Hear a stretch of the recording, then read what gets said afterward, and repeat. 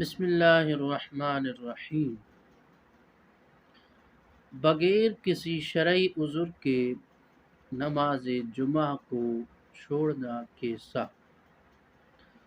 اگر کوئی بندہ بغیر کسی شرعی عذر کے نماز جمعہ کو چھوڑتا ہے تو یہ حرام اور گناہ کبیرہ ہے۔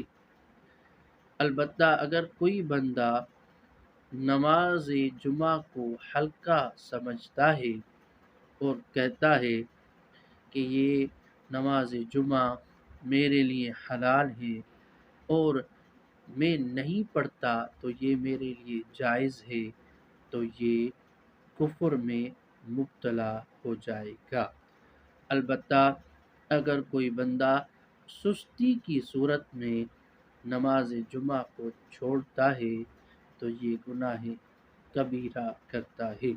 اللہ تعالی ہم سب کو گناہ کبیرہ سے محفوظ فرمائے۔ وما علینا الا البلاغ المبین۔